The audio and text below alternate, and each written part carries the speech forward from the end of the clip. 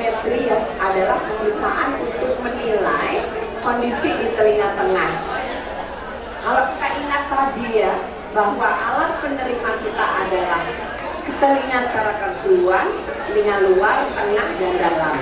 Telinga luar kita tahu bisa kita lihat pakai otoskopi, tetapi di belakang gendang kita tidak tahu. Sehingga kita perlu pemeriksaan objektif, yaitu pemeriksaan telinga tengah atau timpanometri. Ya, ini tidak usah saya ulangi lagi. Nah, ini untuk telinga tengah mana sih yang kita akan lakukan pemeriksaan? Adalah ini, kapur timpaninya, berapa volumenya, kemudian refleks stapes sebenarnya ya, kita sebut sebagai refleks akustik, karena di sini kan ada dua nih ya yang ngerem bunyi, yaitu musculus stapedius dan musculus tensor timpani. Nah, itu kita lihat terus bagaimana fungsi tuba. Ya, ini fisiologi, ini telinga tengahnya ya. Ingat kembali, maka yang kita akan evaluasi adalah ini ya, sampai dengan tubanya. Jadi kita tahu bahwa proses impedansi adalah daya tahan terhadap perubahan frekuensi yang menghantar bunyi ke organ sensoris. Perbandingan besar membran timpani dan tingkap lonjong itu tadi udah disampaikan oleh Dr. Hafifah di awal. Nah, tulang pendengaran malleus incus stapes dan stapedial foot plate ini mempunyai keuntungan karena berdensitas tinggi. Tekanan udara lingkungan luar diregulasi oleh tuba eustachius, dan respon bunyi intensitas tinggi adalah otot dan tendon serta atenuator bunyi. Ya, ini terminologinya ada acoustic emittance, istilah untuk menggambarkan acoustic admittance dan acoustic impedance. Ya, jadi jangan bingung-bingung, ada namanya emittance, itu akan melihatkan admittance dan impedansinya. Acoustic admittance adalah besarnya aliran energi bunyi yang melalui sistem akustik di telinga tengah, sedangkan impedance adalah lawan dari admittance. Nah, jadi acoustic admittance itu sebenarnya timpanometri yang digambarkan dalam timpanogram ya. Ini gambar ini ingat terus ya, karena kita nggak bisa lihat ini, kita lihatnya cuma sampai sini, maka kita perlu pemeriksaan objektif yang tidak perlu jawaban dari apa yang diperiksa. Ini alatnya ya, alatnya seperti ini, tapi macam-macam ya. Yang paling penting adalah prinsip kerjanya seperti apa. Jadi ini ada 3 probe sebenarnya ya, yaitu probe loudspeaker. Ini mikrofonnya ya, mikrofon masuk ke sini, kemudian pompa, dan ini loudspeakernya yang akan keluar di, nanti kita lihat yang namanya timpanogram. Nah, prinsip perhitungannya adalah ini, hukum Ohm. Untuk direct current, F itu voltase, I arus, R tahanan. Untuk alternating current, R sama dengan Z, ya ini orang fisika tahu lah. Sirkuit elektrik dapat dianalogkan dengan sistem akustik. Jika Z sama dengan ZA, akustik impedans, V sama dengan P atau tekanan bunyi, I sama dengan U, kecepatan volume atau arus bunyi, maka Z sama dengan V per I. Ini analog dengan ZA, yaitu P per U. Nah, ini disebut sebagai acoustic admittance. Nanti kita akan melihat ini 3 pompa ini masuk menggetarkan gendang pendengaran. Gendang pendengaran akan menggetarkan ini semua ya, sehingga akan menghasilkan kembali hasil seperti ini. Nanti kita akan lihat tipe A, AS, AD, tipe B, dan tipe C. Nah, ini yang harus kita betul-betul pahami apa arti dari grafik-grafik ini. Nah, ini sebenarnya memberikan informasi tentang patologi dari telinga tengah, memberikan informasi tentang refleks akustik akibat kontraksi otot di telinga tengah, Dan tip dari probe mengukur total immitance gabungan dari efek liang telinga dan telinga tengah. Ingat ya, gambar ini jangan dilupakan karena ini semua kita nggak bisa lihat, tapi kita tahu fungsinya. Nah, ini gendang pendengarannya. Nah, ini kalau piston itu piston dari stapes ya, dia bergerak ya, maka dia akan diterima dan menghasilkan ini gelombang-gelombang seperti ini yang akan dikembalikan lagi.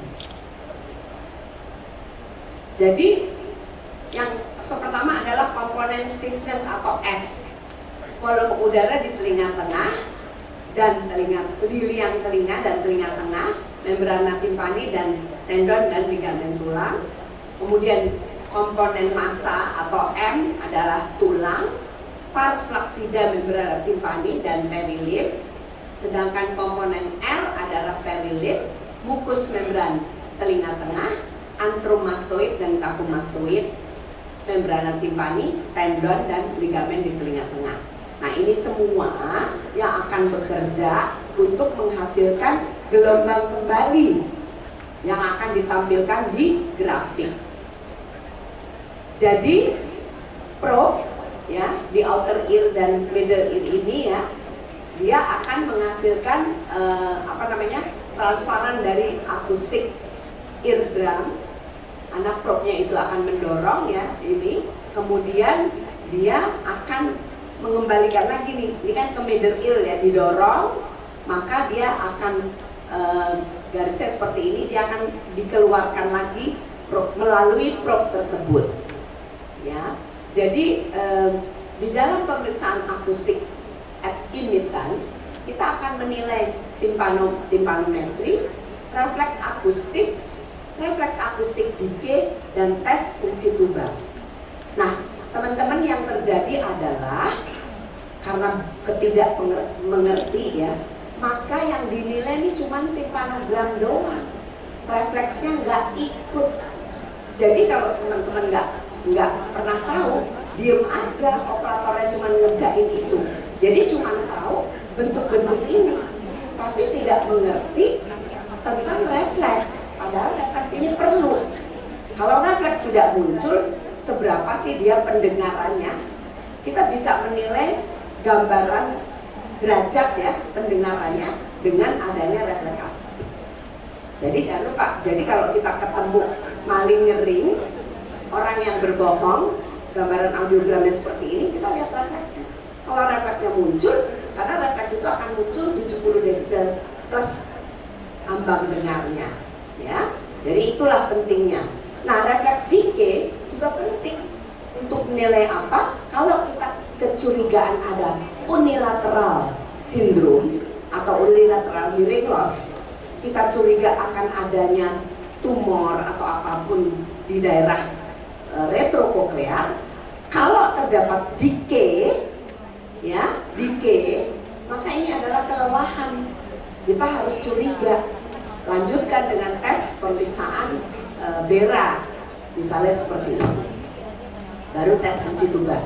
Tes fungsi tuba kita lakukan untuk melihat bagaimana sih patensinya, terutama untuk evaluasi pasien-pasien dengan operasi timpanomastoidektomi dan timpanoplasti. Kalau fungsi tubanya jelek, nah kita harus hati-hati melakukan post-op care, karena kita harus yakin fungsi tubanya berjalan baik supaya erasi dan proses penyembuhannya baik. Jadi penting banget nih ya pemeriksaan telinga tengah untuk pasien-pasien yang mengalami gangguan di telinga tengah tersebut.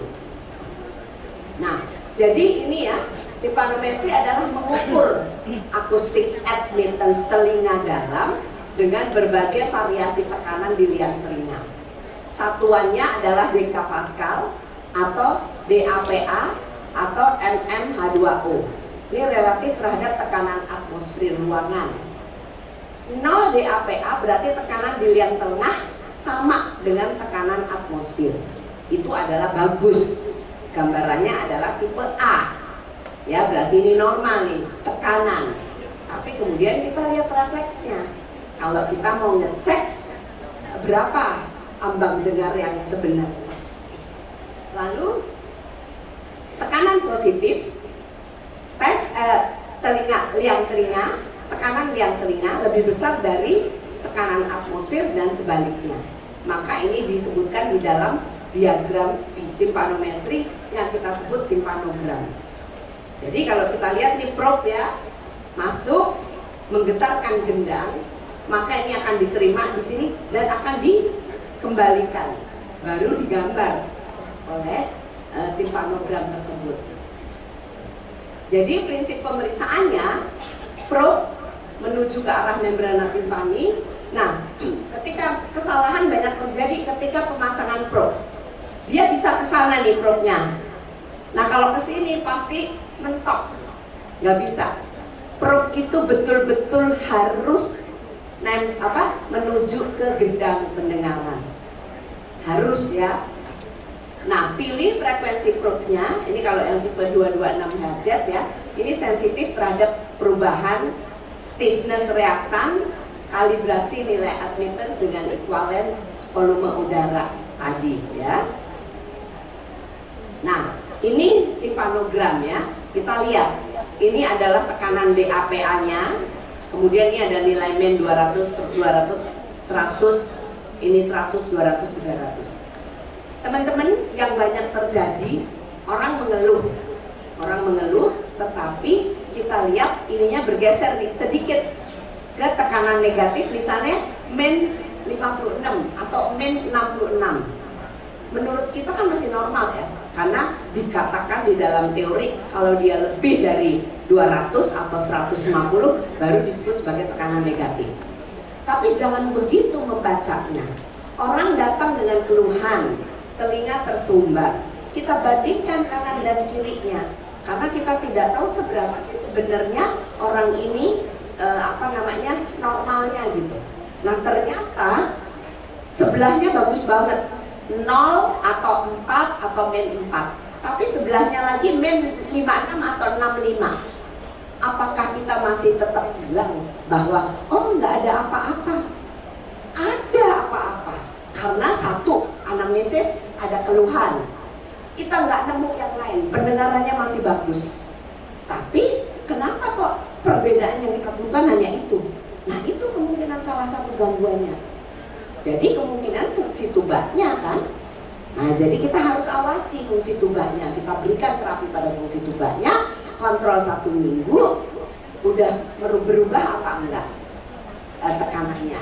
Jadi jangan dibuat sampel bahwa gangguan itu kalau tekanan negatif lebih dari 150 atau 200. Karena pasiennya ada keluhan. Ya, kemudian kalau kita nggak yakin gangguannya di telinga tengah, kita coba telinga dalamnya seperti apa.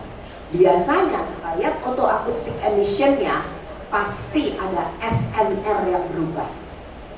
Nah itu ya teman-teman. Jadi SNR atau untuk acoustic emission tidak boleh baca river pass, no. Kita alih THT.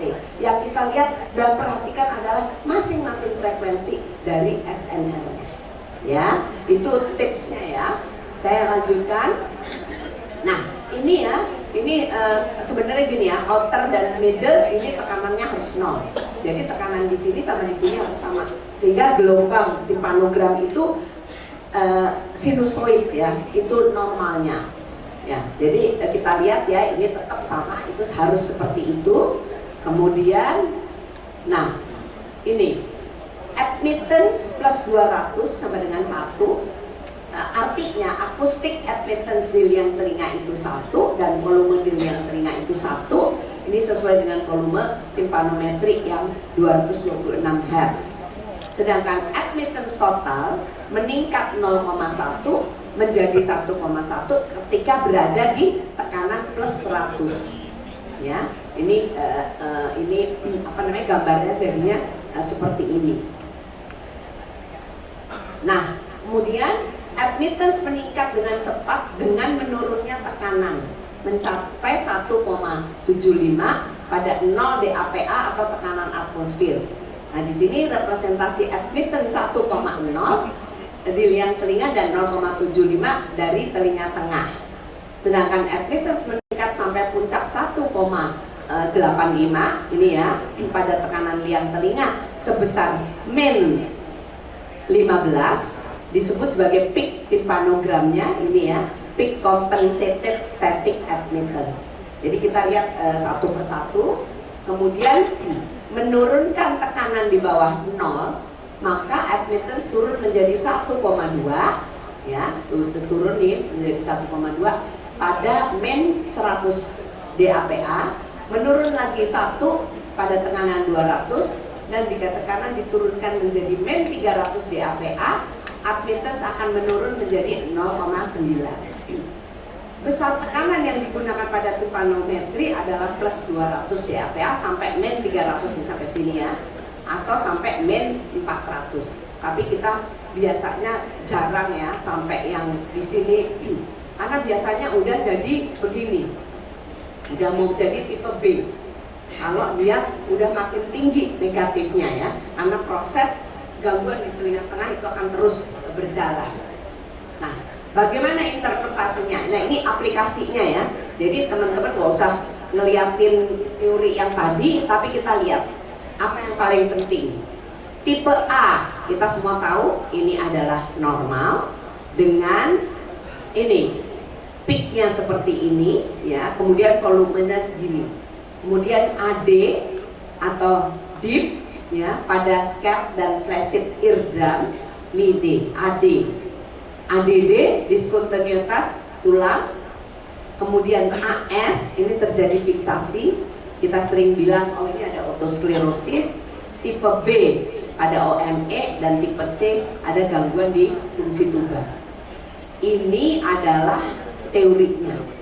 Tapi ketika kita praktek, kita harus kombinasikan dengan anamnesis dan pemeriksaan yang lainnya. Jangan tergantung pada ini saja. Kita lihat audiogramnya seperti apa ya. Nah, jadi penilaian grafik timpanogram ini ya, ini ada static acoustic admittance, ada equivalent ear canal volume, kemudian ada tympanometric peak pressure dan timpanogram weight atau gradiennya. Jadi ini kita lihat di satu-satu. Volumenya seperti apa ya, pressure-nya seperti apa, kemudian gradiennya bagaimana, lalu volumenya seperti apa, gambarnya seperti apa. Nah, static acoustic admittance itu menggambarkan admittance atau impedance di telinga tengah dalam berbagai keadaan tekanan. Perubahan tekanan positif atau negatif ini digunakan sebagai penilaian kita seperti apa. Jadi misalnya gambarnya seperti ini lagi ya, ini artinya middle ear dan outer ear itu sama, maka dia akan di tengah seperti ini. Lalu kalau dia rendah, timpanogram dengan beberapa pressure-nya sama nih ya, tapi admittance-nya ini ada yang rendah sampai 2,6. Ini berhubungan dengan impedans yang tinggi, bisa terjadi yang sampai yang rendah, bisa terjadi pada otitis media, otosklerosis, sedangkan SAA yang tinggi ini bisa sampai terjadi diskontinuitas tulang. Jadi peaknya ini bisa juga nggak ketemu. Nah, ini yang disebut sebagai static acoustic admittance dengan pressure yang 0 DAPA, tetapi ini berbagai acoustic admittance-nya seperti ini. Nah, masih di static acoustic admittance ya, atau kita kenal dengan static compliance ya. Jadi satuannya cm kubik menurut ASA, anak-anak 0,2 sampai 0,9 mmHO dengan min-nya 0,5, sedangkan dewasa min-nya adalah 0,8. Ini kita anggap sebagai normal tadi ya, tipe A tadi. Tapi nanti kita lihat nih satu persatu. Nah, jadi ini menurut penelitian ya, range-nya adult sekian, children 0,351,25, infant sekian. Makanya ada timpanometri yang untuk pediatrik ya. Nah ini sama. Nah sekarang ekuivalen ear canal volume. Ini volume udara antara ujung probe dan membrana timpani. Ini membrana timpani, ini ujung probe-nya. Kita lihat pada membrana timpani, satuannya mililiter. Pada membrana timpani perforasi kita masih bisa melakukan timpanometri test, tetapi kita tidak mengharapkan SAA-nya tadi ya, karena bolong dia lurus saja ya. Tapi yang kita perhatikan pada membrana timpani perforasi adalah volumenya. Pasti kalau ini bolong, pasti volumenya lebih gede kan? Nah itu yang kita lihat. Jadi pada membrana timpani perforasi, fake akan lebih besar dari normal. Menurut normalnya anak-anak tadi 0,4 sampai 0,9, dewasanya sekian. Nah kalau lebih dari sekian pada perforasi, maka kita udah curiga nih. Kalau kita ragu-ragu, biasanya gini ya, yang kita pada aplikasinya kita lihat bekas bekas perforasi. Kita bingung perforasi apa enggak ya, apalagi mata tua ya. Ya udah kita coba lakukan saja timpanometri test. Nah, hasil timpanogramnya kita lihat apakah dia masih ada SAA compliance-nya atau dia nggak ada sehingga volumenya gede. Ya, jadi kita bisa mengkonfirm mata kita dengan tes ini. Apalagi sekarang ya, tapi kalau sekarang kita udah sering pakai endoskopi ya, otoskopi kan bisa lihat jelas. Tapi kalau saya pakai otoskop atau mata telanjang, ini mata udah nggak bisa bohong nih, mata umur tua ya. Jadi kadang-kadang ragu-ragu, ya udah dites aja. Nah, jadi pada perforated eardrum atau pada otitis media efusi, maka gambarannya kayak gini. Ya, dia ada sedikit di atas atau dia flat atau apapun ya, gambarnya seperti itu. Nah, ini sekarang kita bicara tentang tympanometric peak pressure. TPP, pengukuran tekanan telinga tengah berhubungan dengan fungsi tuba.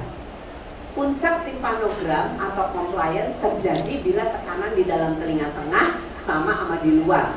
Jadi peaknya tuh harusnya di 0. Ini udah terjadi pergeseran sedikit ya. Normalnya anak-anak min 150 sampai plus 50. Dewasa min 100 sampai plus 100. Ini normal ya, teman-teman, normal. Begini, sebenarnya kalau bergeser sedikit dari ini, kita sih nggak terlalu khawatir. Tapi pasien datang kan minta tolong, ada keluhan, kita nggak nemuin apa-apa. Tapi ternyata beda kanan sama kiri. Berarti kita bisa bilang kan, oh iya nih, mananya yang normal, mana yang terganggu. Sesuaikan dengan anamnesis. Tadi problemnya berarti di tuba. Ya, nah tubanya yang harus kita manage dengan benar, kita tata laksana. Jadi ini balance ya.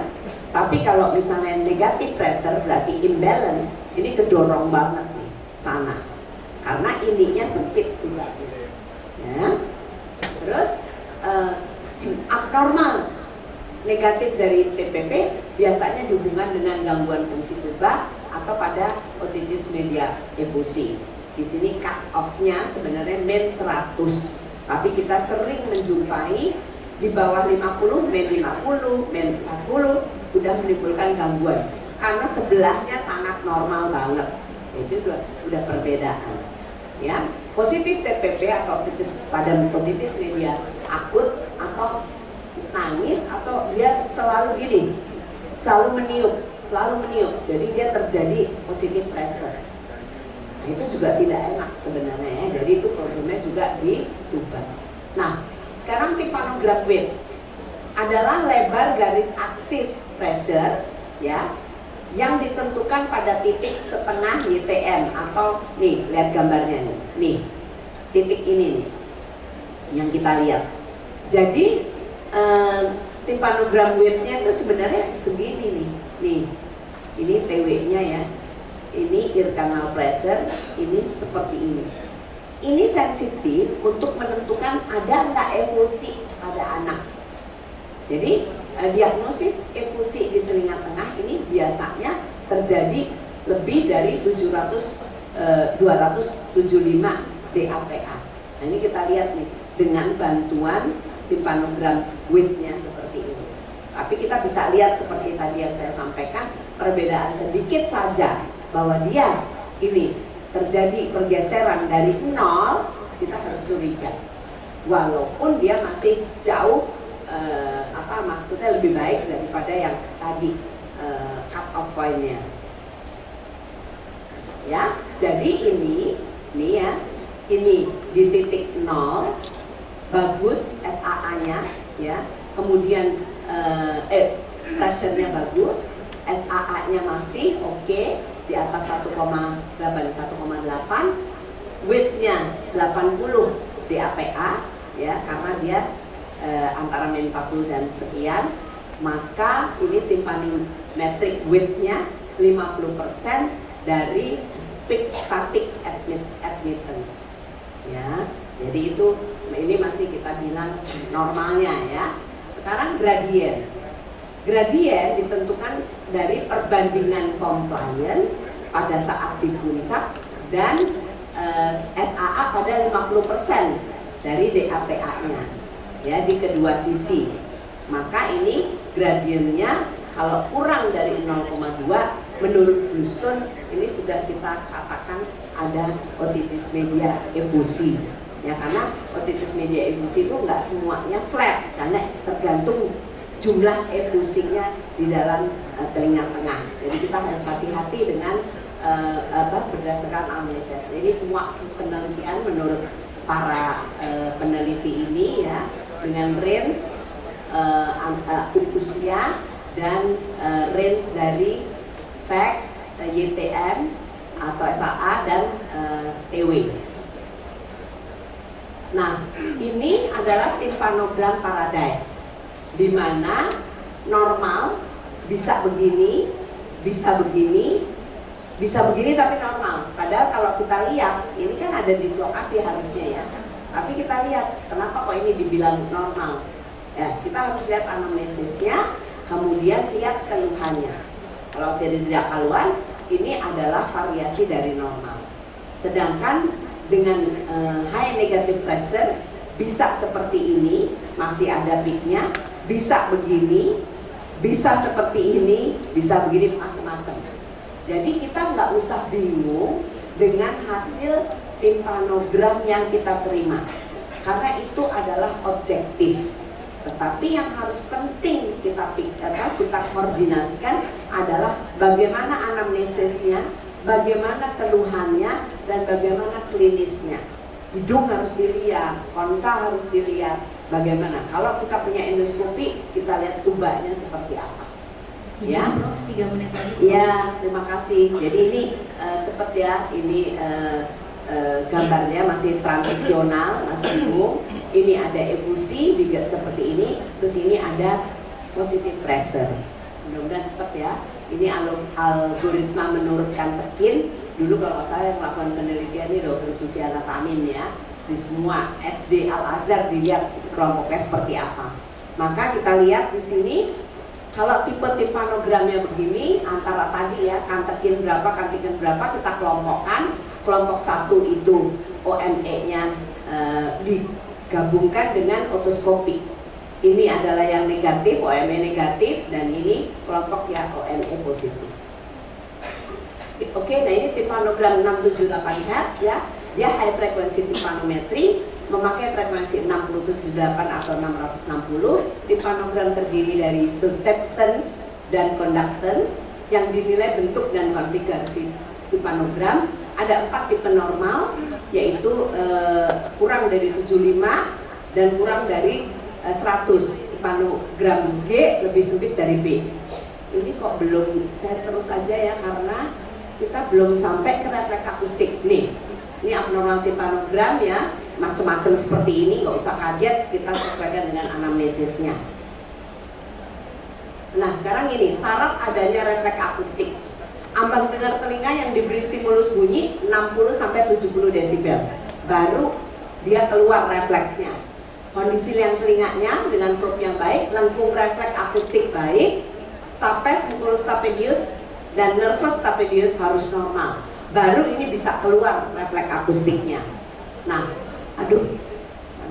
Nah, lengkung refleksnya seperti ini ya teman-teman. Ini ada ipsilateral dan kontralateral side, di mana ini musculus stapedius yang sebelah kiri, ini musculus stapedius sebelah kanan, maka dia akan menyilang di sini. Jadi nanti kita lihat yang kontralateral seperti apa, yang ipsilateral seperti apa. Nah ini nggak usah saya ini kan, lanjut saja ya. Maka kapan sih stimulus refleks stapedius ya? Di sini ada akustik, refleks akustik dan non akustik. Yang non akustik adalah kornea dan cutaneus, sedangkan ini ada stimulasi taktil atau elektrocutaneus di area muka ya, dan stimulasi area supraorbital. Jadi refleks akustik decay indikasi kecurigaan adanya retrokoklear atau sensory neural hearing loss unilateral. Positif kalau grafiknya menurun kurang dari 50%. Ini yang tadi disampaikan pada akustik refleks decay. Nah, refleks akustik decay ini ya pada 10 desibel sensory level ya pada pendengaran normal. Ini pada 2000 dan 4000 Hz itu normal. Kemungkinan juga terjadi positif refleks decay. Ini terjadi penurunan seperti ini. Lanjut, jadi manfaatnya perkiraan mendengar, mengetahui lokasi lesi paresis nervus facialis, mengetahui kelainan telinga tengah, mengetahui fungsi batang otak, mengetahui lesi koklea dan retrokoklea, gangguan pendengaran non organik ya. Nah ini pentingnya shield dan probe bila selalu bocor, cek dengan cara menutup ujung probe dengan jari. Bila tekanan tidak berubah, cek kabel dan alat timpanometri masalah tekanan. Tarik daun telinga ke belakang, masukkan probe sambil diputar-putar ke arah dalam. Kalau probe masuk terlalu mudah, kemungkinan probe-nya terlalu kecil. Ya, ini hasil timpanogram, kita udah baca semuanya tadi. Aplikasi klinis timpanometri untuk diagnostik, menilai kondisi tulang pendengaran, menilai integritas membrana timpani, menilai fungsi tuba, menilai tekanan udara dan telinga tengah, menilai efek psikatrik membrana timpani, akustik impedans statik di membrana timpani, refleks akustik dan non akustik, serta refleks decay. Mana itunya tadi refleksnya? Coba, jadi saya kembali lagi ya, karena ini tadi tentang refleks ya, yang paling penting. Jadi gini, kalau kita ada dua probe ya, ada dua probe kanan kiri. Jadi kalau misalnya kita kasih bunyi di sini, ya, maka refleksnya adalah refleks ipsilateral. Tetapi kita pasang di sini, maka ini kita nilai juga refleks kontralateral. Ya, jadi kita lihat kalau ada gangguan pendengaran di sini, ya, gangguan pendengaran di sini refleks akustiknya pasti normal. Tapi refleks akustik ipsilateral di sini nggak ada kan, karena dia gangguan pendengaran. Tapi dengan syarat tadi ya 70 desibel itu. Kemudian kalau kita probe di sini, kontralateral di sini, ini bagus karena pendengarannya normal, ya. Jadi kita lihat dulu nih, kita mau kasih refleks akustik yang mana? Kalau tentu kita harus lakukan audiometri test dulu, lihat gambar audiogramnya. Misalnya sebelah yang abnormal, katakan misalnya di bawah 60 atau 70 desibel. Berarti ipsilateral yang ini, karena untuk menimbulkan refleks itu plus 70, kalau dia di 140 refleksnya nggak ada, ya, refleksnya nggak ada di sini. Tetapi yang tadi di sini bagus, ipsilateral yang ini positif, ipsilateral ini bagus, kontralateral di sini, yang ini juga bagus, tetapi ipsilateral di sini jelek.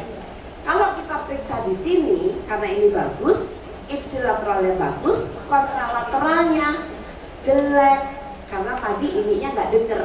Jadi prinsip dari refleks tadi kita lihat gambarannya seperti itu, ya. Tadi kayaknya nggak terlalu jelas nih slide-slide untuk refleks akustik, karena ternyata untuk timpanometri yang dibahas cukup banyak. Jadi nanti kapan-kapan kita lihat sendiri refleks akustiknya seperti apa. Baik, itu ya udah habis ya waktunya. Oh ya, masih. Jadi sekali lagi untuk refleks akustik, apa tadi sudah disampaikan ya, bagaimana kita ipsi dan kontra. Kita tahu di persarafannya ya, coba kita lihat sedikit lagi di sini. Terus ke atas terus lagi. Ini dia. Nah, ini ya, kita ulangi lagi ya. Jadi kalau misalnya ini garis tengahnya, ini adalah stapedius, otot stapedius.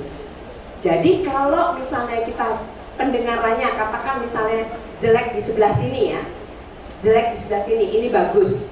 Kita pasang nih refleks akustik. Maka yang bagus itu disebut ipsilateral, pasti refleks akustiknya normal. Tapi kita periksa kontralateral karena kontralateralnya tadi jelek, misalnya 70 desibel, jadi refleks akustiknya negatif.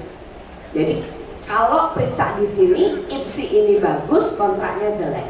Tapi kalau kita periksa di sini, ini yang jelek, ipsilateralnya jelek, kontralateralnya bagus. Itu aja sih prinsipnya, ya. Jadi kita harus tahu dulu gambaran audiogramnya seperti apa, kita lihat. Terus kita mau lihat. Nah, seandainya tadi unilateralnya tadi ini jelek, tapi jeleknya itu sekitar 40 atau 30 desibel, berarti kan dia masih timbul refleks plus 70 karena di 110 masih ada. Tapi ternyata di sini bukannya nggak ada, tapi ada decay. Di tempat ipsi ini decay, refleks akustiknya decay, dia menurun, maka kita harus curiga ini adalah ada gangguan di retrokoklear. Ya, jadi kita harus menghubungkan refleks akustik itu baik untuk ambang dengar, lihat, karena kalau ambang dengar itu masih bagus, refleksnya ada, berarti kan harus ditambah 70 desibel untuk keluar refleks. Berarti kita tahu. Tapi kalau refleksnya nggak muncul, berarti ini orang pendengarannya sudah turun lebih dari 40 atau 50 atau 60 desibel. Sampai situ ya, nanti kita lihat lagi waktu praktek seperti apa. Baik gitu ya, Dokter Hemas, terima kasih. Mohon maaf karena buru-buru ya waktunya, jadi nanti kita bisa tanyakan waktu workshop. Mohon maaf kurangnya, mohon maaf. Assalamualaikum warahmatullahi wabarakatuh. Waalaikumsalam warahmatullahi wabarakatuh.